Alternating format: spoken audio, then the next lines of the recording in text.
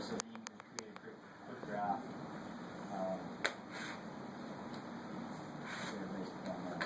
And the new fast way to label all this stuff is to just come under Edit, and if you select all three of those, it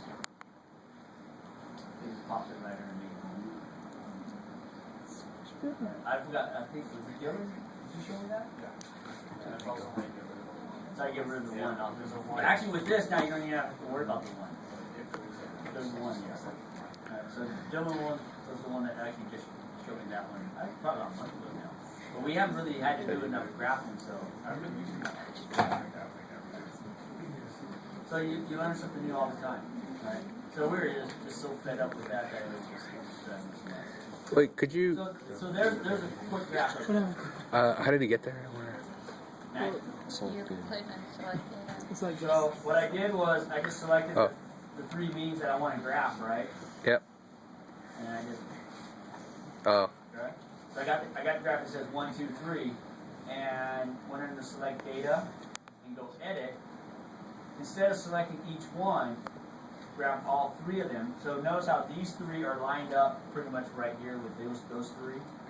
And if you look down below, it says 1, 2, 3, or 10, 20, 30. That's what I did. Cool. So quick, short, simple, right? Nice little thing. So when you're looking at that data, right, just go ahead and graph it. And then when you run the analysis, don't run on just your three trials, right? For when you're answering number 4 right here, right? Now run the stats on just the low versus the high. You can't run a t-test on 3 groups. You don't have 2 groups. So just pick the 10 degrees and select the 30 degrees. Okay? And the reason why I had everybody do 20 and then do the 30 or 20 and the 10 is because we've had issues in the past when student groups would do all 3. Somebody always cooked a fish. I think we did have 1 casualty. Right? I think we had 1 in the morning, maybe 1 in the afternoon. Okay? Alright, so everybody feel pretty comfortable with that one? What you guys are working on? I just have one question then. Yeah. So to be clear, when we make that graph, when we go back, we're not going to use the same data that you just did, so we're just going to use our individual data? No, you're going to use this data right here. Okay. Yeah, you guys will use this data right here, okay? Alright, so this data is already up online for you guys. Right? And then you got to disregard this mouse data, okay? So disregard that part. But the roach data is up here, and we want to calculate the slope for the various temperatures. Now your graph is not going to look. Where we had.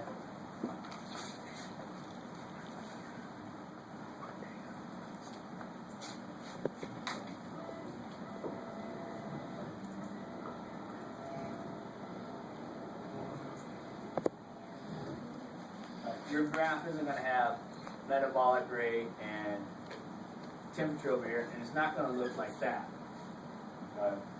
Because we're using cockroaches, we're not using. So this is what the mouse would look like, right?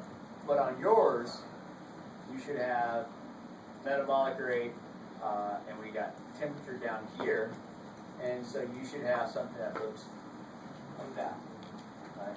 So your graph should look somewhat similar to this. Right? So to do this data, and I didn't really talk about it with you guys. I just gave you guys the equation of the P1 V1 over T1. Okay? And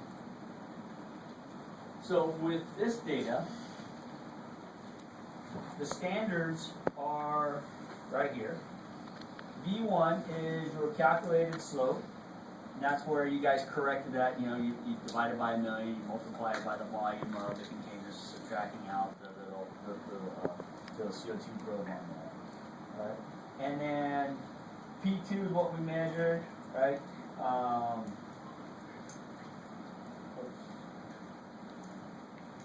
Right, so T1s are measured. That should say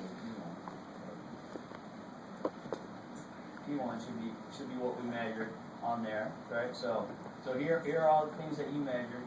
We measured P1, you measured T1, right? And then you calculate this one.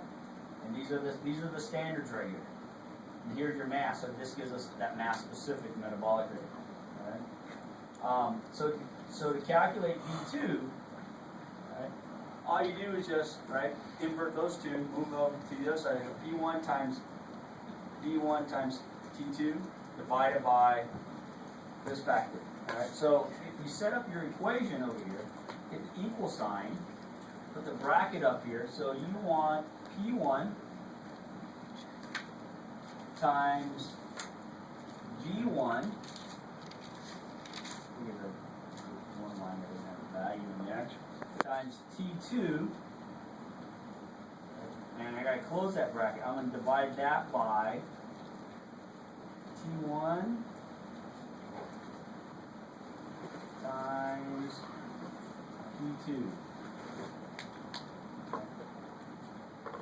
It's not going to give me an answer right there, but it gives me an answer right here. So here's the corrected for standard pressures and temperatures, right? And then once you have that, just go.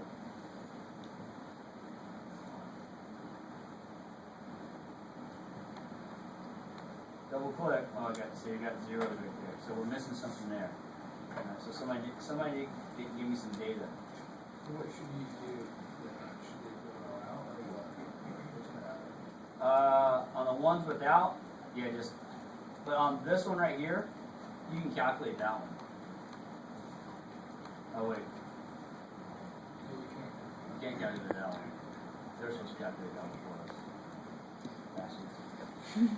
Alright, so just dump all those. We don't have enough information. And Dylan, this is what you got right here. These are the same numbers. Okay. All right, everybody see how you're using that equation right here. Some of the groups got the ice bath. Got a negative slope for our graphs.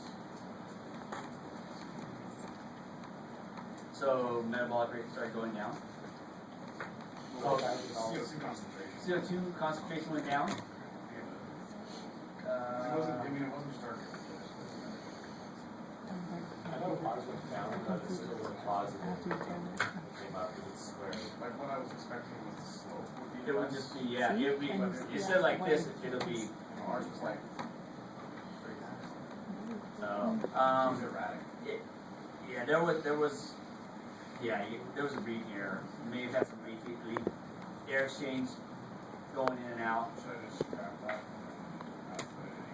No, that's fine. Because it'll kind of do a wash out. Alright, everybody see what you're doing right here?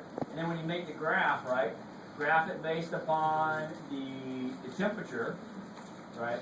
Just convert it back into Celsius, and then you'll get that slope of the line. Can you go through that? Oh, yeah, and once you have the V2, how to calculate V2? No, forget it. Okay, so once you get V2, what you're going to plot over here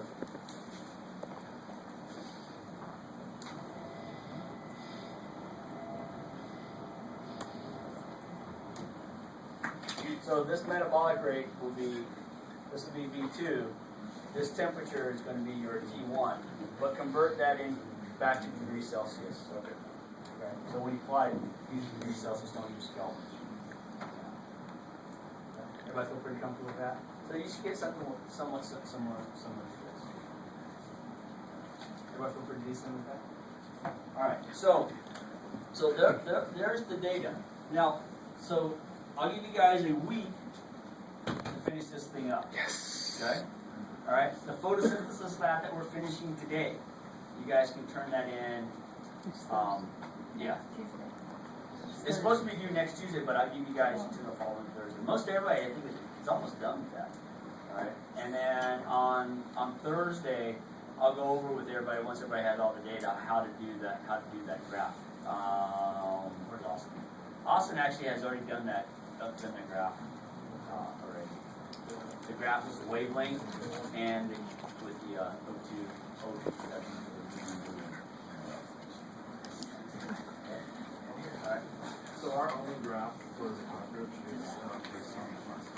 Yeah, based on the class data. Same thing with the goldfish, just based upon the class data. Okay?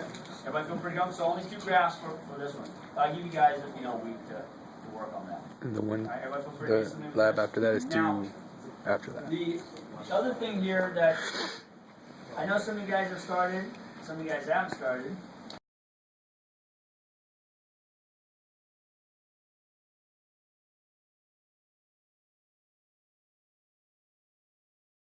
and